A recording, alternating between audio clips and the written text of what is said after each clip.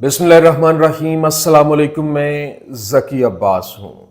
नाज़रीन, आज 22 मार्च है, हफ्ते का दिन है, और वह न कि मुद्दई लाख बुरा चाहे तो क्या होता है, वही होता है जो मंजूर खुदा होता है।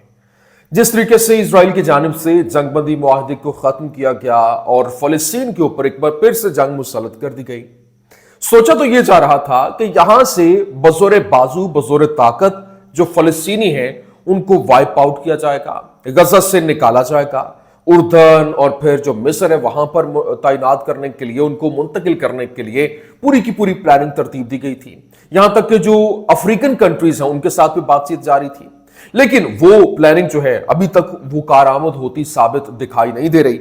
लेकिन अभी जो इजराइल की जानिब से जब हमले शुरू किए गए हैं, तो अब जो आगे से डिफरेंट फ्रंट्स हैं वो ओपन हो गए हैं, जिसमें जो 4 फ्रंट्स हैं वहां से बाकायदा तौर पर हमले जो हैं उनका आगाज हो चुका है। पहले तो फलस्तीनी मज़ाहमत तो उठ खड़ी हुई है, उनकी जानिब से हमलों का आगाज भी कर दिया गया है। लेबनान से आज जो है वो हमले शुरू कर दिए गए, वहां पर भी मुसलसल जो रॉकेटबारी है वो की जा रही है।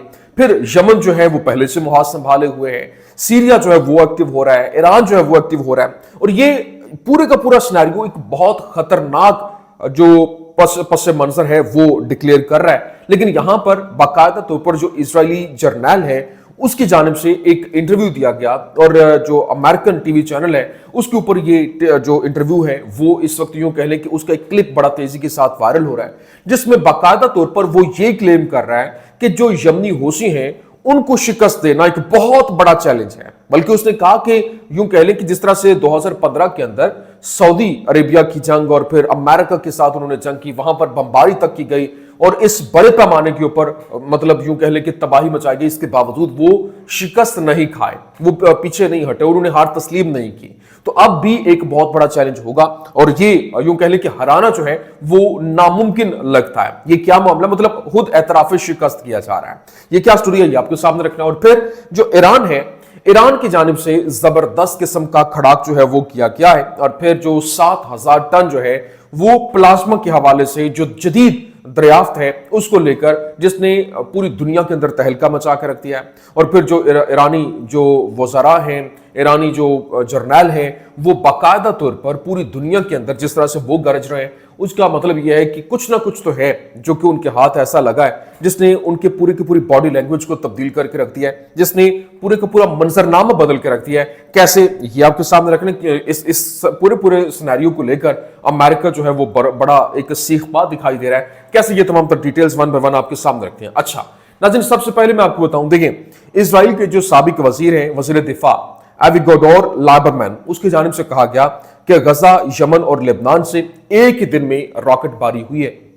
और उसने कहा, वज़ीर आज़म को मुखातिब करते हुए कहा कि 7 अक्टूबर को इजराइल की सलामती के लिए जो खतरा एक बना था, ये आज वो दोबारा से जो एक पस मंजर है वो जब सामने आ रहा है, तो ये खतरे से कम नहीं है। लेकिन अभी जो इस वक्त पूरे का पूरा सिनेरियो है, जो चारों जो कह लें कि फ्रंट्स हैं उनके जो हमले हैं वो मैं आपके सामने रख देता हूं। देखिए, इजराइल ने जंग दोबारा शुरू की, क्यों? क्योंकि हमास के साथ जंगबंदी का मुआहदा जो है वो पाया तकमील तक नहीं पहुंच सका, और ये एक बड़ी शिकस्त जो है वो मानी जानी थी। और दूसरा मरहला जो कि बाज़ाब्ता तौर पर जंग को खत्म करता है, अगर ये हो जाता तो फिर ये जाहिर है कि जो नेतन्याहू है वो उसके ऊपर जो केसेस हैं वो दोबारा से एक्टिवेट हो जा रहे थे। लेकिन इजरायली हुकूमत और नेतन्याहू को साइडलाइन करना, और यूं कह लें कि इजराइल के लिए एक बहुत बड़ा चैलेंज था, इजरायली हुकूमत के लिए। इजराइल के पास जंग की तरफ वापसी के सिवा जो है वो कोई चारा नहीं था। ये एक मिथ जो है वो बनी हुई है। लेकिन अभी गजा का जो मुहाज है वहां पर इजराइल बमबारी कर रहा है, और फिर वहां पर भरपूर तरीके से हमास को खत्म करने की प्लानिंग तरतीब दी जा रही है, वहां पर हमले किए जा रहे हैं। लेकिन जो फलस्तीनी मज़ाहमत है वो गैर मुसल्लह करने के मकसद को हासिल करने के लिए ज़मीनी कार्रवाइयाँ दोबारा शुरू करना होंगी, और गुज़श्ता साल की जंग के मुकाबले में कोई नई बात नहीं है। फिर अल-कस्साम जो इजरायली टैंकों को तबाह करना और फिर फौजों को निशाना बनाना और शुमाली गजा से जनूबी गजा तक घात लगाना दोबारा शुरू कर देगा, जब तक इजरायली फौज खुद सियासी क़यादत को ये न बता दे कि इसे जारी रखना नामुमकिन है। लेकिन अभी यमन का जो दूसरा मुहाज है, वहां पर अमेरिका ने इसराइल से कहा कि वो यमनी मुहाज की देखभाल करेगा और यमन पर बरतानवी अमेरिकी बमबारी रोजाना की बुनियाद पर हो रही है। और इलात की बहरी मुहासरे के अलावा जो यमन है उसने बासाब्ता तौर पर बेन गुरियोन हवाई अड्डे का मुहासरा शुरू कर दिया है। यमन रोजाना मुतअद्दिद बार इस पर मिसाइल जो है वो दाग कर बेन गुरियोन को निशाना बनाने की कोशिश करता है और मजीद करता रहेगा। लेकिन ये बेन गुरियोन में अब तक 4 बैनुल-अक़वामी जो फ्लाइट कंपनीज हैं उन्होंने अपना ऑपरेशन जो है वो रोक दिया है। जैसे जैसे वक्त जो है वो गुजरता है और फिर काम जो है वो जारी रहता है तो मजीद कंपनियां अपनी परवाजें रोक देंगी। लेकिन बेन गुरियोन में परवाजें बतदरीज कम हो जाएंगी, जिसका इन्हिसार यमन की जानिब से मुसलसल मिसाइल दागने की सलाहियत पर है। और फिर मिसाइल गिरे या ना गिरे इससे कोई फर्क नहीं पड़ता कि हवाई अड्डे पर परवाजों में खलल पड़ता है। और फिर अमेरिकी मिशन का मकसद यमन की मिसाइल दागने की सलाहियत जो है उसको नाकारा बनाना है। और अब तक अमेरिकी कार्रवाइयों के आगाज के बाद से यमन के मिसाइल दागने की जो ताकत है उसका जो वक्त है वो साथ साथ बढ़ता हुआ दिखाई दे रहा है, कम नहीं हो रहा। और यमन की जंग उस वक्त यूं कह लेंगे ये जो पूरा का पूरा सिनेरियो इस वक्त अमेरिकी फिजाई हमलों के तहत मिसाइल तैयार करना और लॉन्च करना, और यमन इस शोबे में महारत रखता है। क्यों? क्योंकि उसने 2015 से अमेरिकी सऊदी जंग के आगाज से ही अपने मिसाइल और ड्रोन हथियारों को बनाया था और 2019 में अपनी नई हासिल करदा सलाहियतों को इस्तेमाल भी करना शुरू कर दिया था। और अमेरिकी जंग के आगाज के 4 साल बाद ये उसने जबरदस्त किस्म की महारत हासिल की। लेकिन उसके बाद तीसरा जो फ्रंट है वो लिबनानी मुहाज है और इसराइल लेबनान पर हमले जो है वो जारी रखेगा और हिजबुल्लाह जवाब नहीं देगी। हिजबुल्लाह ने लेबनान के दिफा की जिम्मेदारी मुकम्मल तौर पर लेबनानी रियासत को दी है और इस दौरान हिजबुल्लाह इस बात का मुताला कर रही है कि इसकी जो खिलाफ वर्जी कैसे हुई और इस बड़े पैमाने के ऊपर इजरायली निगरानी के नेटवर्क के तहत काम करने का तरीका दोबारा सीख रहा है। और ये यकीन की सूरत हाल पैदा हो रही है कि हालात ऐसे ही रहेंगे जब तक लेबनानी अवाम खुद सब्र नहीं खो देते और हुकूमत या मुजाहमत से कार्रवाई का मुतालबा करने सड़कों पर निकलना शुरू नहीं करते। अब तक इजराइल फिजाई हमले कर रहा है लेकिन इसने अभी तक पूरे जनूबी लेबनान में गश्त और घरों की तलाशी शुरू नहीं की जैसा कि वो शाम में कर रहा है और इससे लेबनान में अवामी गुस्सा बहुत तेजी के साथ बढ़ रहा है। लेकिन अभी जो शामी मुहाज है वो भी ओपन हो रहा है और लेबनानी मुहाज की तरह इजरायली जो तसल्लुत है वो शाम पर तकरीबन रोजाना बमबारी जारी रखेगा और इसके अलावा ये गश्त और इनफरादी हथियारों की जब्ती, चौकियां कायम करना और घरों की तलाशी जो है वो भी ली जा रही है। ये अवामी गुस्से का बायस भी बनेगा। क्यों? क्योंकि शाम में जो उस्मानी सुल्तान उर्दगान है और इसके सफीर की मुसलसल जो इजरायली तजलील के तहत कफारा जो कफार के ऊपर उस्मानी फतह ये जो एक प्लानिंग का तरतीब दिया जा रहा था वो जोश जो है वो अब उस तरह से आगे बढ़ता हुआ दिखाई नहीं दे रहा और शाम पर इजराइल की मुसलसल जो यूं कह लें कि एक तसल्लुत जमाने का एक प्लान है वो मजीद आगे पेशरफ्त करते हुए दिखाई दे रहे हैं। अभी क्योंकि ये पूरे का पूरा सिनेरियो मैंने आपके सामने रखा कि किस तरीके से ये मामलात बढ़ रहे हैं, लेकिन अभी जो इस वक्त एक साबिक अमेरिकी कर्नल है उसने ये एतराफ़ किया। उसका टीवी चैनल के ऊपर तकरीबन 4 मिनट का क्लिप जो है सोशल मीडिया के ऊपर बड़ा तेजी के साथ वायरल हो रहा है और ये बाकायदा तौर पर अमेरिकी कर्नल की जानिब से ये एतराफ़ किया गया कि वो यमनियों को शिकस्त देना उनके लिए एक चैलेंज बन चुका है, बल्कि उसने कहा कि नामुमकिनात में से लगता है। क्यों? क्योंकि वो एक जिद्दी लोग हैं और बहुत अच्छे जंगजू हैं, क्योंकि वो खुद इस जंग का हिस्सा रह चुका है और वो लड़ चुका है उनके साथ 2015 और इससे पहले जो लड़ाइयां हुई वो उसका हवाला दे रहा था। लेकिन अभी जो मोहम्मद अल हुसी है यमन की सुप्रीम सियासी कौंसिल के रुकन है उसकी जानिब से कहा गया कि यह हकीकत कि अमेरिका यमन के खिलाफ अपनी कार्रवाइयों में मदद के लिए बहिर अहमर में इजाफी अफवाज भेज रहा है, एक खित्ते में उनकी अफवाज के नाकाफी होने का सबूत है। लेकिन अभी जो स्टीव विटकॉफ है उसकी जानिब से कहा गया कि हम हमास के हवाले से जो मानते हैं वो इसे गैर मुसल्लह करने की जरूरत है और फिर शायद ये गजा में मुख्तसर मुद्दत के लिए रह सकती है। हम गजा पर किसी दहशतगर्द तंजीम की हुक्मरानी की इजाजत नहीं दे सकते, वरना हर चंद साल बाद एक और 7 अक्टूबर होगा और वजीर आजम और वजीर खारजा कतर इसराइलियों और अमरीकियों को समझ सकते हैं और हमास को समझौता करने के लिए तैयार कर सकते हैं। नेतन्याहू की शोहरत यह है कि वो यरगमालियों से ज्यादा लड़ाई में दिलचस्पी रखते हैं और मेरे ख्याल में नेतन्याहू यरगमालियों को वापस लाना चाहते हैं, लेकिन उनका ख्याल है कि हमास पर दबाव डालना ही ऐसा करने का वाहिद तरीका है। नेतन्याहू महसूस करते हैं कि वो सही काम कर रहे हैं और मुझे लगता है कि वो अवामी राय के खिलाफ जा रहे हैं जो यरगमालियों की वापसी चाहती है।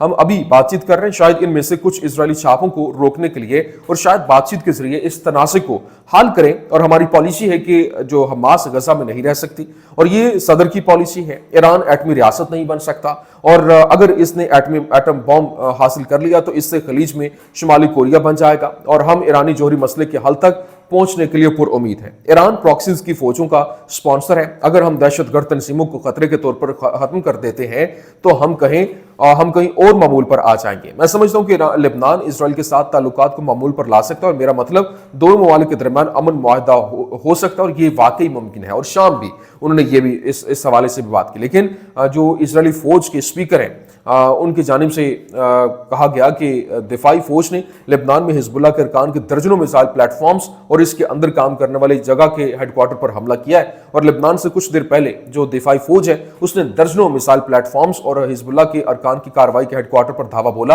8 सुबह गलीली फिंगर प्लेटफॉर्म की तरफ मिसाइल के गोलों का आगाज हुआ और इसराइल और लेबनान के दरमियान जो मुफाहमत की सरीहन खिलाफ वर्जी हुई और रियासत इसराइल के शहरियों के लिए बराह रास्त जो है वो खतरा है, जहां लेबनानी रियासत मुआहदे के तहफ्फुज़ की जिम्मेदार भी है। लेकिन अभी जो सबसे इंपॉर्टेंट चीज है कि ईरान जो है, ईरान के जनरल अमीर अली हाजीजादा जो है उन्होंने कहा कि हमारे पास एक ऐसी ताकतवर हथियार है जो किसी और मुल्क के पास नहीं है और अगर दुश्मनों ने हमला करने की जुर्रत की तो हम अपनी बात को सच साबित करेंगे और अपनी ताकत दिखाएंगे।